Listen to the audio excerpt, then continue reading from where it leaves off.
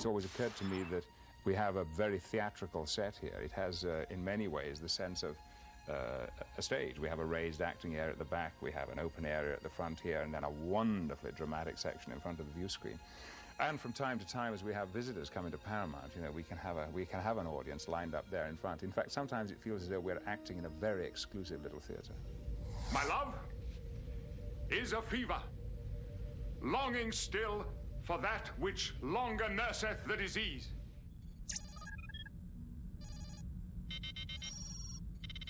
For me, it became increasingly clear that the parameters of the character were being narrowed and narrowed because I was either on the bridge or I was in my ready room or I was talking to the view screen. And I was becoming a negotiator. Now, Picard is a wonderful negotiator, but all I was doing was talking. We have good reason to mistrust one another, but we have even better reason to set those differences aside. Jean agreed that some of that had to be relaxed or the captain would stagnate. And so, quite dramatically in places, we involved the captain in action sequences without actually undermining this basic theory that, you know, you try not to put the captain at risk. You're becoming quite annoying, Sylvac. As are you, human.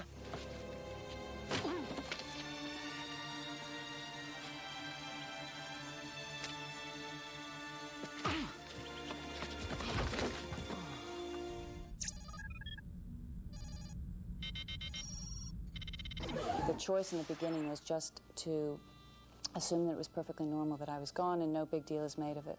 I was away doing something for Starfleet for a year. I was cruising in warp speed somewhere, getting my nails done, and now I'm back. Wesley?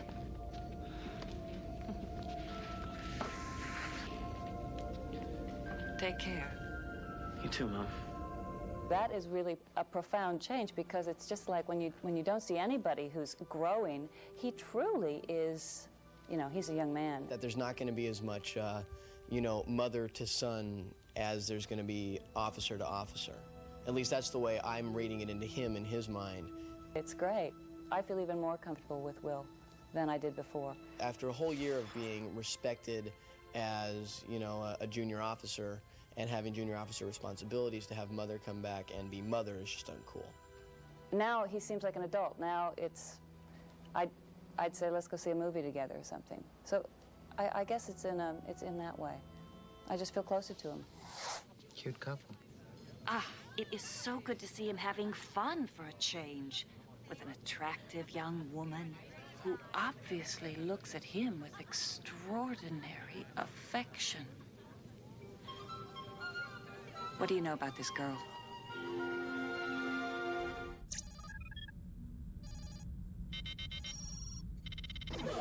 One of the things that Marina and I have refused to let die is the Riker-Troy relationship, even when writers and producers and directors seem to have forgotten about it.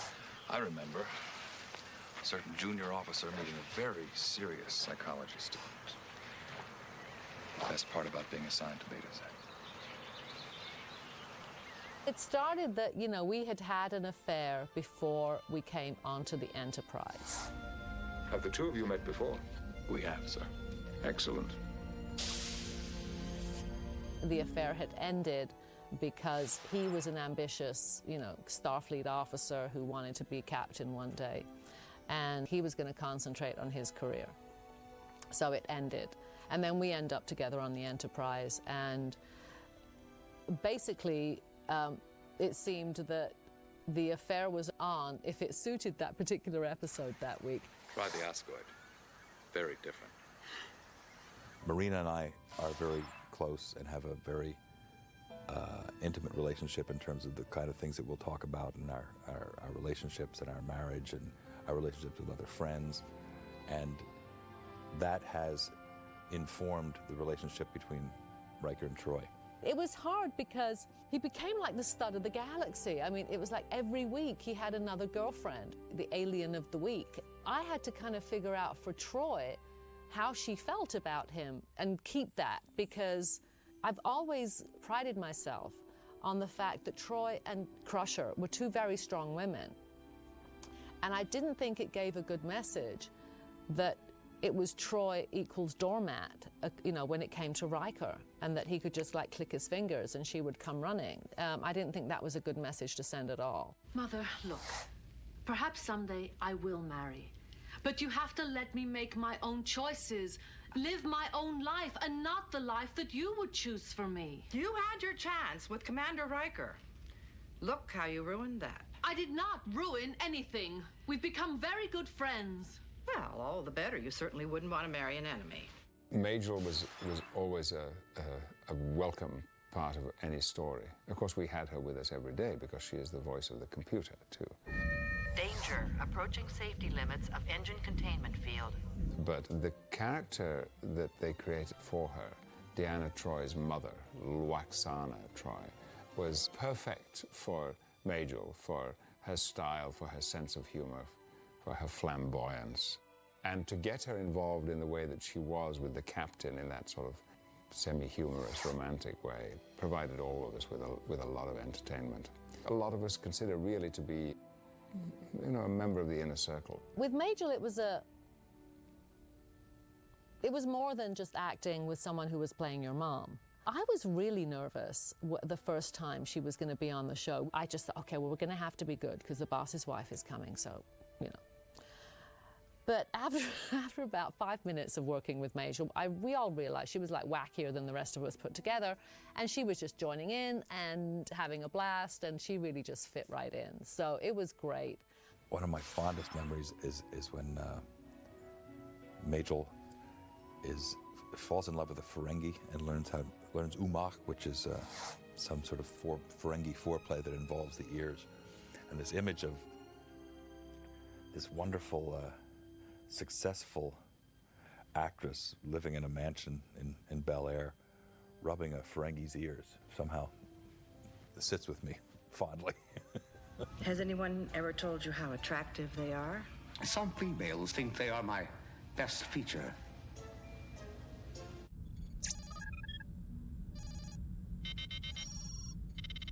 You claim a birthright you have forsaken? I have not forsaken my heritage.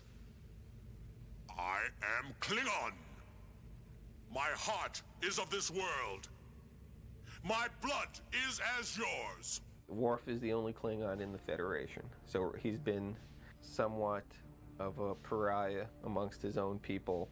His fortunes have risen and fell over the 7 years of the Next Generation. And he has always been a man alone. He's always been removed from both his people to an extent and also from the crew. I mean, Worf has never been buddies with the other crew members on the Next Generation. Respected them, yes. Liked them on some level, yes, but is not someone who goes out and spends time together on the holosuite. This Romulan didn't murder your parents. And you are the only one who can save his life. Then he will die.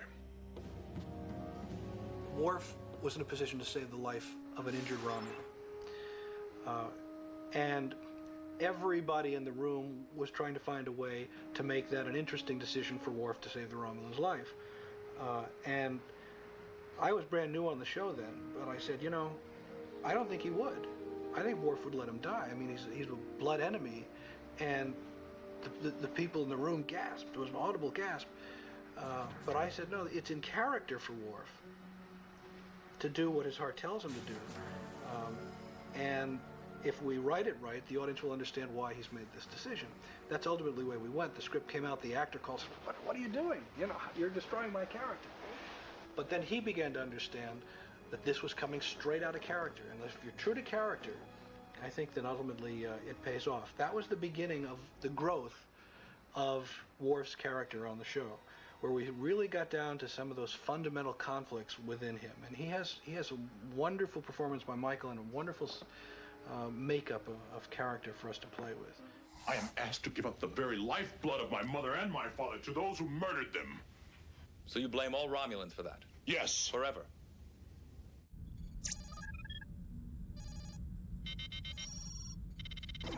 You're good. Very good. I know my ship. inside and out. In both seasons 1 and 2, it became, I think, pretty clear to the producers that everyone had an area of expertise. It wasn't until they discovered that, you know, we've had a succession of sort of guest engineers, and this is a pretty prominent position on board ship. And we've got a character, and an actor for that matter, who don't seem to have a lot to do. Let's promote Geordi and make him the chief engineer. And that's when the character really began to take on, you know, some sort of life. I want to give us enough power to strengthen the shields and barrel out of here, not blow us up. This is my design we're talking about. I did the calculations myself. I don't care if you built it with your bare hands out of an old Ferengi cargo ship. It's gonna go... and we're gonna go with it. I am not used to having people question my judgment. And I'm not used to dying. You know, he had his own area of the ship. He had his own set of responsibilities, his own place from which to contribute. He had his own office, you know, he had his own staff. Morning. Start your brains, gentlemen, and let's do it. We only scratched the surface, you know, in terms of him being the engineer and coming up with ideas and, you know, speaking technobabble and applying his mind to problem solving. But rarely did we get a glimpse into his soul. I just don't get it, Guinan. I can field strip a fusion reactor. I can realign a power transfer tunnel. Why can't I make anything work with a woman like Christy? It's like, I don't know what to do. I don't know what to say. You're doing fine with me. You're different. No, you're different. But I'm not trying now. That's my point. For whatever reasons, the writers of Next Gen, whether by omission or an unconsciousness, I know that there was a conscious thought on their part, that they thought it was amusing that Geordi was uncomfortable with women. But what ended up happening was we dealt more with the sexuality of everyone else on the crew, and then Geordi sort of became this non-sexual being.